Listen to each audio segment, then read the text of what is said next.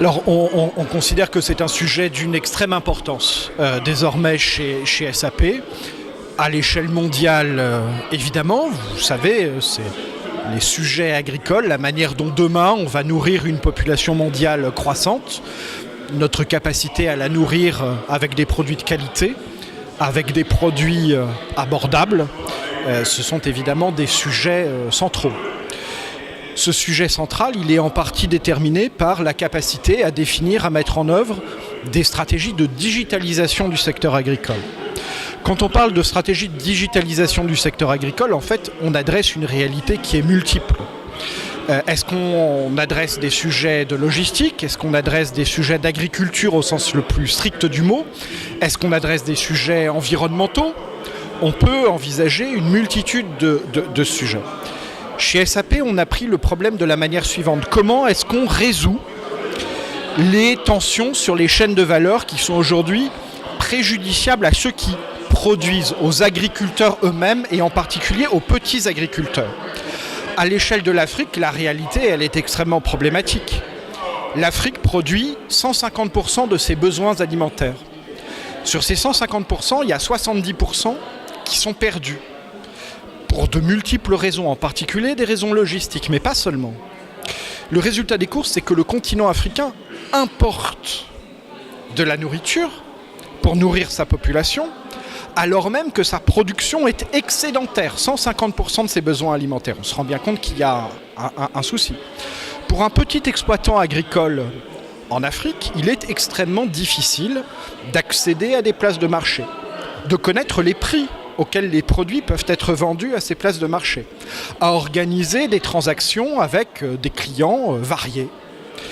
Et donc on a développé des solutions, mais une solution en particulier qui s'appelle Rural Sourcing Management, RSM, qui s'adresse aux petits agriculteurs et qui va leur permettre, par exemple, de faire des transactions bord champ, qui va leur permettre, par exemple, d'accéder à des places de marché, de connaître les cours sur les places de marché. Alors ça commence, toute l'expérimentation a été faite au Ghana auprès d'une quinzaine de milliers de femmes qui avaient une activité entre guillemets ancestrale, la collecte des noix de karité. Une étude de Stanford a mesuré quel était le résultat de l'application de cet outil digital sur cette activité très spécifique. Et ce qui est intéressant, c'est que le résultat qu'on escomptait, on a réussi à l'atteindre. C'est-à-dire que la rentabilité de l'activité, entre guillemets, ancestrale de ces femmes qui s'occupent des noix de karité, qui se consacrent aux noix de karité, elle a accru sur certaines catégories de produits, noix de karité premium. L'étude de Stanford qui a mesuré tout ça montre qu'on a 70% de revenus en plus. Alors il ne s'agit pas d'aller fabriquer des prix de manière très, très élevée, il ne s'agit pas de ça. Il s'agit simplement de permettre aux petits agriculteurs de gagner décemment leur vie sur la base de leur activité. Encore une fois, l'objectif, c'est de résoudre un certain nombre des tensions sur la chaîne de valeur agricole en Afrique. Pour la raison que je vous ai dite, il est anormal qu'un continent produise 150% de ses besoins alimentaires et qu'il se retrouve en situation de devoir importer pour les satisfaire. C'est évidemment anormal. Et dans le même temps, il est anormal que des personnes se consacrent à une activité parfois difficile et qu'elles ne puissent pas accroître leur niveau de vie.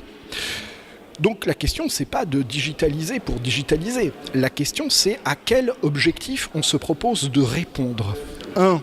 Permettre au continent africain, puisque là on parle de l'Afrique, mais c'est valable ailleurs, permettre au continent africain de résoudre ce problème de surproduction et en même temps de devoir importer, et dans le même temps, à l'échelle individuelle, donc à l'échelle macro et à l'échelle micro, à l'échelle individuelle, permettre aux petits exploitants agricoles africains de résoudre aujourd'hui des problèmes d'accessibilité des places de marché, de connaissance des prix, de capacité à faire de la transaction bord champ, de capacité même à délimiter leur champ parce que les cadastres ne sont pas toujours ce qu'ils pourraient être, etc., etc. On pense là qu'on tient une solution qui commence, dont c'est le début, mais qui correspond bien aux enjeux auxquels aujourd'hui l'Afrique sur la question agricole fait face.